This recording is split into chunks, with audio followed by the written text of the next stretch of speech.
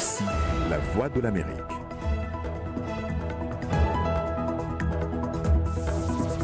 Mesdames, Messieurs, bonsoir. Bienvenue dans Le Monde aujourd'hui. Voici les titres de votre journal.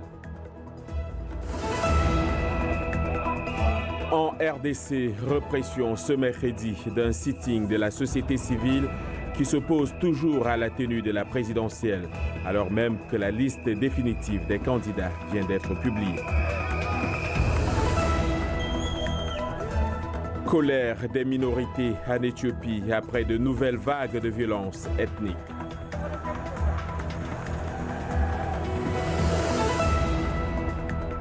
La Chine tiendra-t-elle le coup dans la guerre commerciale engagée par les États-Unis? Pour l'heure, Pékin en souffre mais tient un langage de fermeté.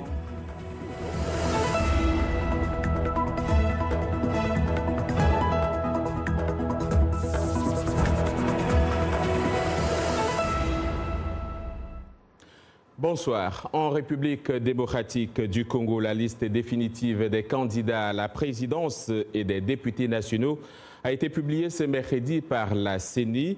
Ils sont donc 21 candidats pour la présidentielle et 15 355 pour les législatives nationales.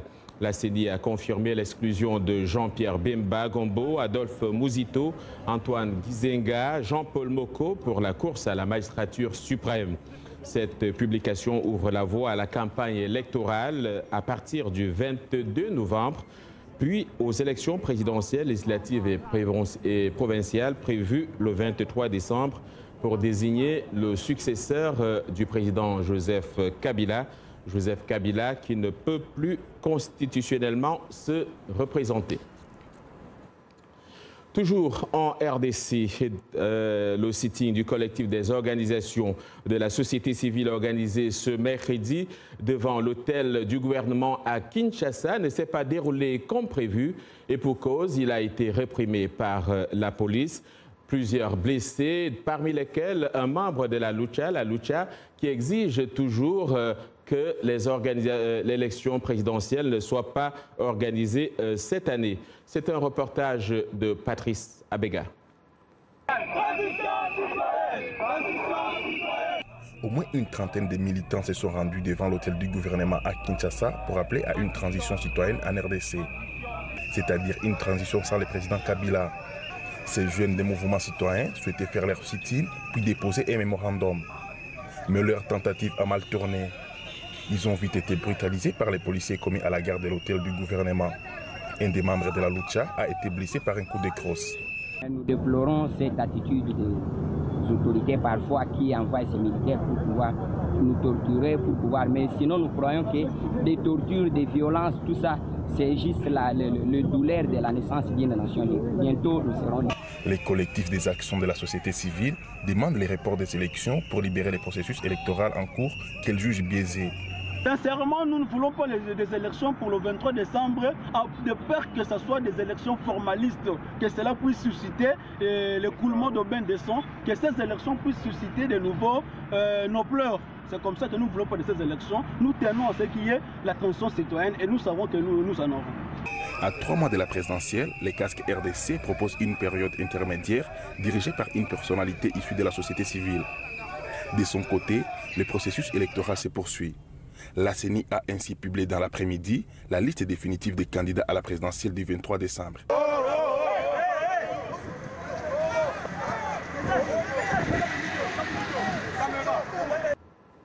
Ajoutons à propos de la RDC qu'au moins 27 personnes sont mortes noyées dans le naufrage d'une embarcation motorisée de fortune dans la nuit de lundi à mardi. L'incident s'est produit sur les eaux de la rivière Mongala, un affluent du fleuve Congo dans le nord-ouest du pays.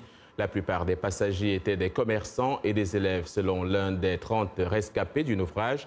La surcharge, l'état défectueux de l'embarcation et la navigation nocturne auraient provoqué cet accident. L'Éthiopie connaît une nouvelle vague de violence ethnique qui a fait plusieurs dizaines de morts ces derniers jours dans les faubourgs de la capitale éthiopienne. Des habitants issus des minorités s'élèvent contre ces violences et se disent ciblés. Raïssa Gironda. Askale Adacha, 63 ans, tisseuse de vêtements en banlieue de la capitale éthiopienne, a perdu le peu qu'elle possédait. 2 jeunes hommes ont investi son voisinage, armés de machettes et menacé de violenter sa fille. Ils ont menacé de couper les seins de ma fille. Alors j'ai sorti le mien et je les ai suppliés de couper le mien à la place. Ils se sont arrêtés, mais ils ont emmené son père. Askalé ne sait pas s'il est vivant ou mort. Elle est désormais réfugiée dans un centre de jeunesse d'Addis Abeba. Le Premier ministre Abiy Ahmed a promis que ce type d'incident ne se poursuivra pas, mais ce message d'apaisement ne passe pas bien auprès des victimes. Le Premier ministre étant issu de l'ethnie Oromo, la plus grande du pays, et qui est accusé d'être responsable des dernières attaques. Shibo Shino dit ne plus faire confiance à ses voisins Oromo. Touché par les dernières violences dans la localité de Bourayou où il possédait plusieurs maisons, il a tout perdu. Ils s'en sont pris au Dorzé et au Gourage, surtout au Dorzé. Nos voisins disent qu'ils vivent avec nous, mais l'autre groupe dit qu'ils doivent partir. Tout comme Askalé, Shibo Shino ne comprend pas les causes de ce déferlement de violence.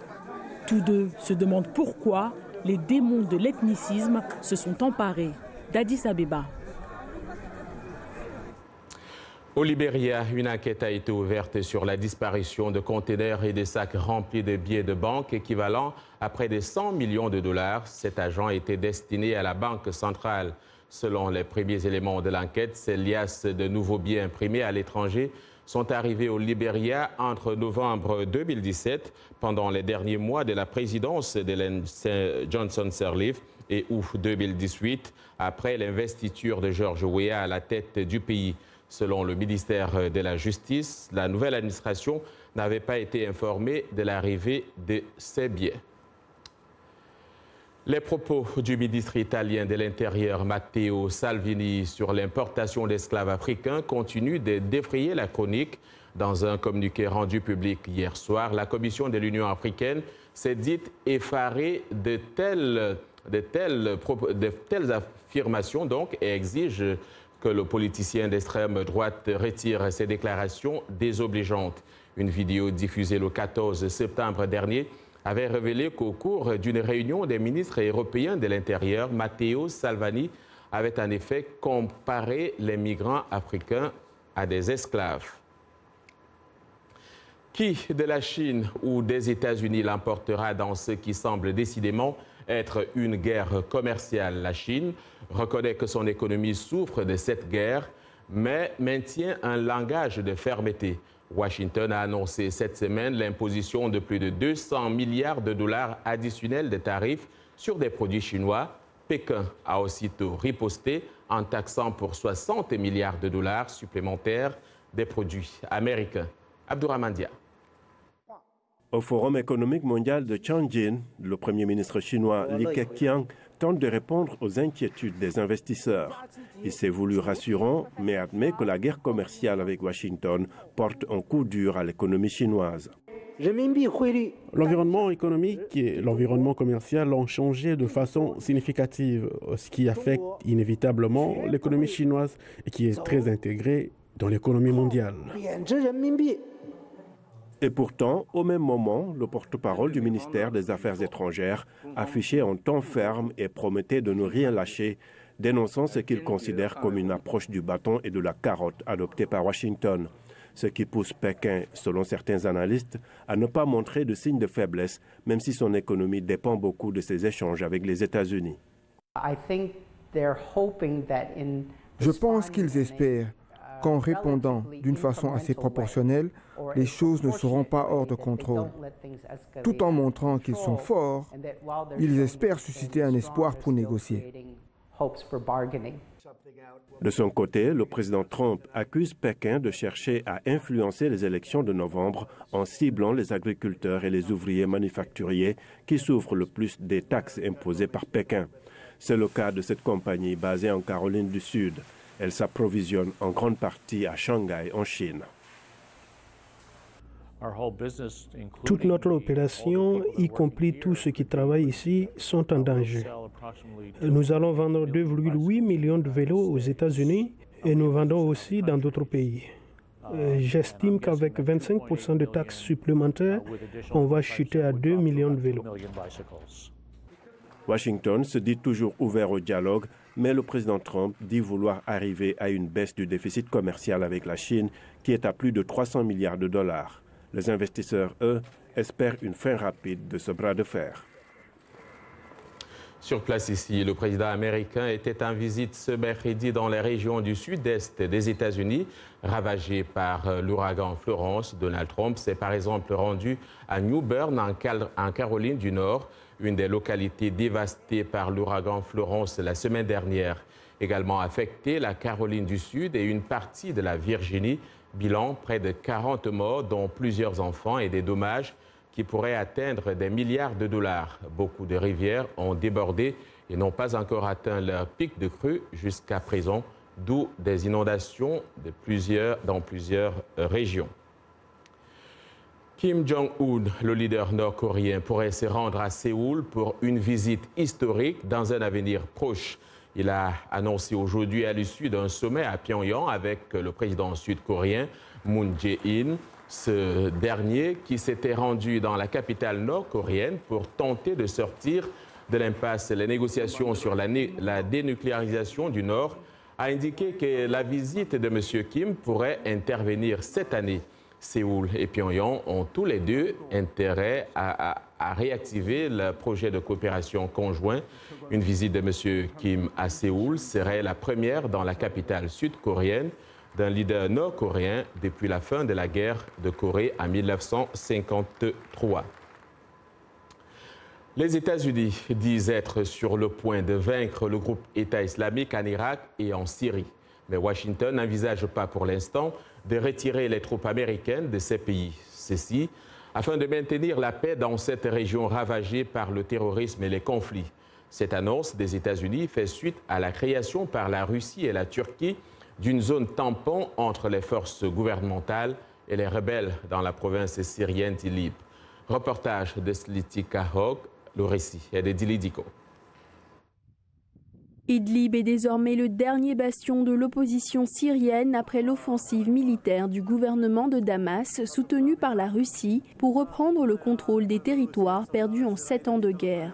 Les attaques contre Alep et d'autres zones contrôlées par les rebelles ont exacerbé la crise humanitaire en Syrie et Idlib court le risque d'être une catastrophe encore plus grave.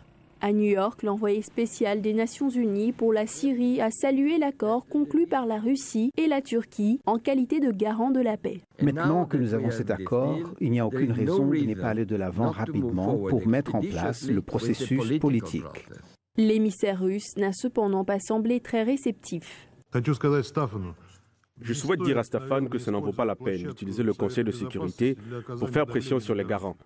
Ils en font plus pour le processus politique que quiconque dans cette Assemblée. Il est important que vous facilitiez le processus, non pas que vous le dirigiez. L'émissaire américain s'est alors demandé si la Russie est réellement intéressée par une solution pacifique en Syrie. Si la Russie souhaite aider à ramener la paix en Syrie, elle devrait s'assurer que l'Iran et ses milices se retirent de la Syrie une bonne fois pour toutes. La question que presque tous se posent est de savoir combien de temps l'accord va durer. S'agit-il simplement d'un sursis à exécution ou est-ce le début d'un répit, une première lueur d'espoir au bout d'un sombre tunnel? En attendant que les choses se précisent, la recherche d'une solution à long terme reste toujours aussi compliquée à trouver. De la colère dans les rues de Gaza où plusieurs milliers de personnes employées de l'Agence des Nations Unies pour les réfugiés palestiniens ont manifesté ce mercredi contre les licenciements forcés. Des licenciements résultant des coupes budgétaires américaines. L'agence palestinienne bénéficiait jusqu'ici de plus de 350 millions de dollars de la part de Washington, des fonds que le président américain a décidé de couper. C'est la fin de ce journal en direct de Washington sur VOA Afrique.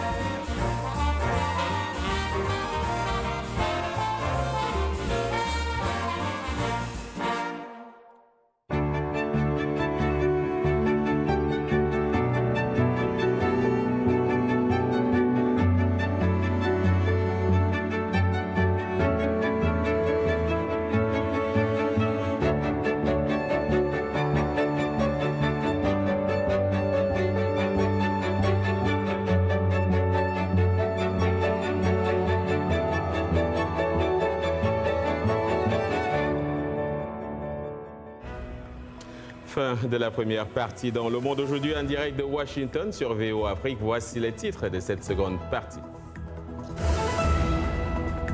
Dans ce journal, nous irons dans un village à l'est de la capitale togolaise où l'érosion côtière fait des dégâts considérables. Au Kenya, une nouvelle application créée par l'Association des conducteurs des taxis fait parler d'elle. Beba, c'est son nom. Des nouvelles tech, vous en aurez également dans Afrotech, notre segment consacré aux nouvelles technologies.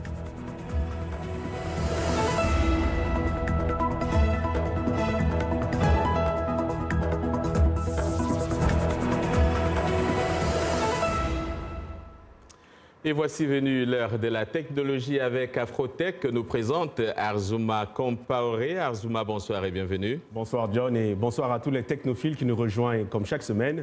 On commence tout de suite avec une bonne nouvelle. La compagnie française de télécom Orange et le fournisseur de données ouest-africain Main One vont co-investir dans 2 nouvelles stations d'atterrissage de câbles sous-marins de télécommunications à Dakar et à Abidjan. Main One prévoit en outre de renforcer son réseau de 7000 km 7000 km de câbles système entre l'Europe, l'Afrique et l'Amérique. Entre l'Europe et l'Afrique. Et selon ces derniers, les pays d'Afrique de l'Ouest peuvent s'attendre à une meilleure connectivité, un coût abordable, un accès à de nouveaux services également. L'opération va profiter aux pays voisins, dont le Burkina Faso, le Mali et la Mauritanie. Il faut savoir aussi, John, que le système de câbles sous-marins ultra rapide de Main One a été lancé en juillet 2010. Il est désormais mis à niveau avec plus de 10 terabytes par seconde. Il va de Seychelles au Portugal, à Accra au Ghana, en passant par Lagos au Nigeria. Le réseau câblé a également la capacité d'atterrir au Maroc, aux îles Canaries, au Sénégal et en Côte d'Ivoire. Alors Arzouma, chaque semaine, un focus de la semaine. Tout à fait. La course au drone taxi bat son plein en Europe, en Asie et en Amérique et désormais en Afrique. Notre focus de la semaine nous vient du Kenya. C'est un inventeur de drone taxi. On regarde. Maurice Mbetsa Mwero est un jeune innovateur kényan, inventeur du premier drone taxi du Kenya. À l'âge de 6 ans déjà, alors que ses pères jouent au foot dans la rue, cet entrepreneur passe ses journées à la maison, entouré de fils électriques et d'appareils électroniques. Plus tard, c'est vers Internet qu'il se tourne pour étancher sa soif de savoir.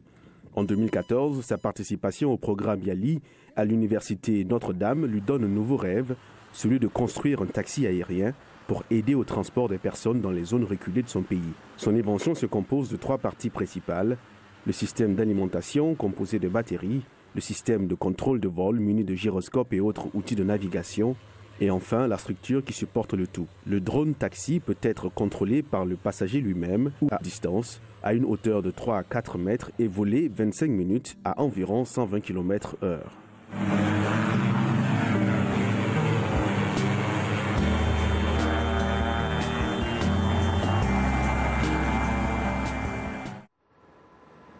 Alors, un portrait qui témoigne de une nouvelle fois du futur prometteur pour l'Afrique dans le domaine de l'innovation. Alors, Arzouma, chaque semaine, les folies d'invention. Tout à fait, John. Et pour aujourd'hui, nous allons parler à ceux qui ont du mal à s'endormir, à ceux qui dorment difficilement. Eh bien, c'est peut-être la solution à laquelle vous avez toujours rêvé. Un robot somnifère. Le Somnox est en effet un robot développé par les ingénieurs de l'Institut de robotique de l'Université Delft aux Pays-Bas pour aider à l'endormissement. Grâce à un mécanisme qui reproduit celui de la respiration, ce gros doudou en forme de haricot se gonfle et se dégonfle et il émet même des sons relaxants en cas de cauchemar. L'équipe a basé les mouvements du robot sur les techniques yogiques de respiration ralentie.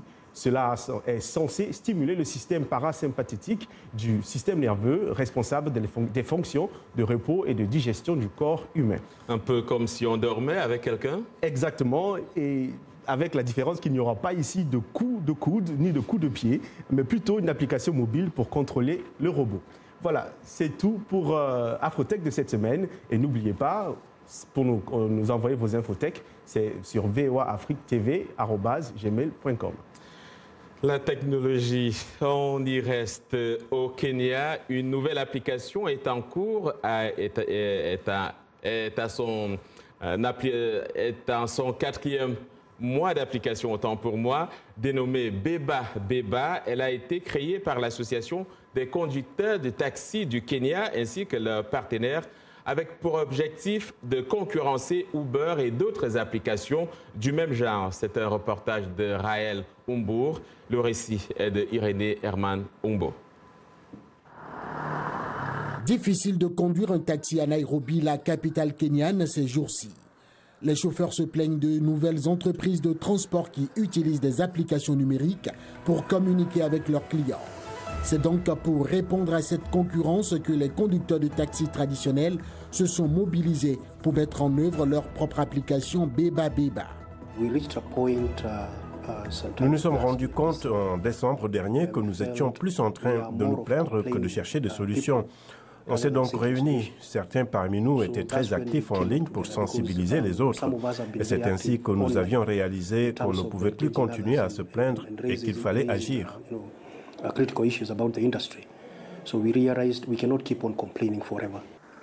On reproche aux services de transport étrangers de fixer des tarifs peu élevés à leurs clients tout en imposant des commissions élevées aux conducteurs.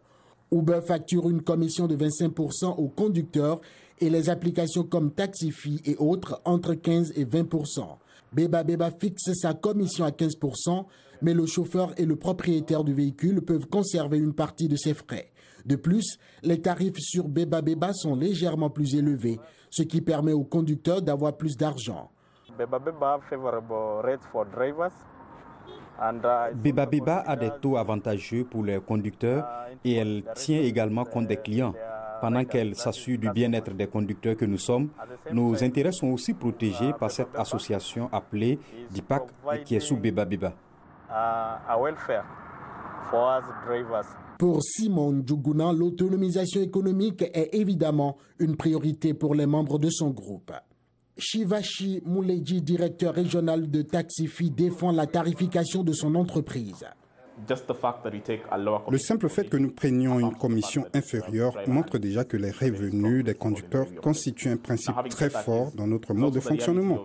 Maintenant, il faut sécuriser l'emploi et nous avons une équipe qui prend en charge les chauffeurs, les former et les aider lorsqu'il y a des problèmes à résoudre. Au total, 3000 taxis sont actuellement inscrits sur la plateforme Beba Beba, soit environ la moitié des membres de l'Association des conducteurs de taxis du Kenya. Direction à présent le Togo, précisément sur la côte est du port autonome de Lomé. Tous les villages situés sur ce littoral pourraient disparaître en jour et pour cause, l'érosion côtière continue d'y faire d'énormes dégâts, poussant les populations à quitter les lieux. Kayla Lawson, notre correspondante au Togo, est allée dans le village côtier d'Afiguenibang, à une quinzaine de kilomètres à l'est de la capitale togolaise. Voici son reportage. Nous sommes ici dans ce qui était la cour de la concession de Efoué-Tobli dans le village d'Afiguenibang sur la côte togolaise.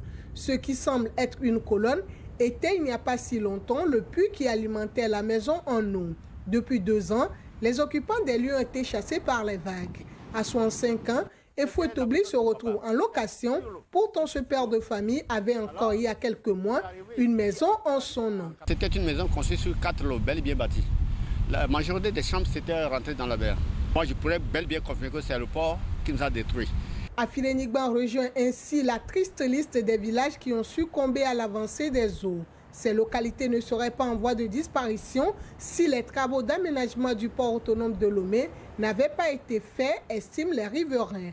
Un argument de poids, affirme ce spécialiste en gestion des risques côtiers et de l'environnement littoral. Le principal ouvrage qui perturbe la dynamique de la dérive littorale sur notre côte, c'est les ouvrages portuaires de Lomé. En l'occurrence, la jetée principale et la digue d'arrêt des sables qui vient d'être construite. Obligés de quitter leur maison, les populations attendent des actions de la part du gouvernement togolais pour maintenir la tête hors de l'eau. Longtemps, nous avait demandé de quitter ici, donner 100 mètres, de vivre à 100 mètres de la berge. Mais 100 mètres de la berge, nous, on va aller encore où? C'est pourquoi on est confinés. Mais il faut que le gouvernement intervienne. Faire des digues, je ne sais pas.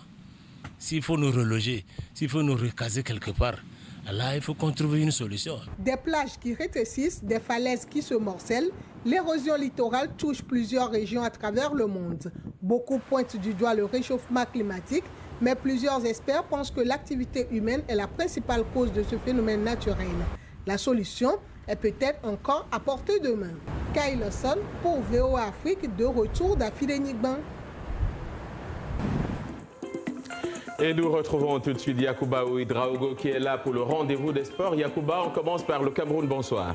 Bonsoir John et bonsoir à vous, amis sportifs. Faites parcours pour le Cameroun à la Coupe du monde de volleyball qu'habitent actuellement l'Italie et la Bulgarie. Les Lions indomptables ont enregistré leur 4e défaite face à la Russie lors de leur dernière sortie en phase de poule. Une défaite de trop après les échecs devant les États-Unis, l'Australie et la Serbie. Le Cameroun ne compte qu'une seule victoire enregistrée lors du duel africain face à la Tunisie, championne d'Afrique en titre. Et puis, parlant de Lions indomptables, justement en football, Clinton Djie a échappé à une sanction disciplinaire. Souvenez-vous, la Fédération camerounaise de football avait demandé des explications à Clinton pour une présence supposée de 2 filles dans sa chambre d'hôtel à la veille d'un match amical contre le Burkina Faso en juin dernier à Paris. La Fédération, la FECAFOOT, a annoncé avoir trouvé un terrain d'entente avec le joueur qui devra retrouver ses coéquipiers dès octobre pour la 3e journée des éliminatoires de la CAN 2019. Et puis, tennis pour terminer, Rafael Nadal a renoncé à sa tournée en Chine. Le numéro 1 mondial, touché au genou droit, a annoncé son forfait pour les tournois de Pékin et Shanghai pour octobre prochain. La saison dernière, l'Espagnol a atteint la finale du Master 1000 de Shanghai, où il a été battu par Roger Federer et remporté le tournoi de Pékin.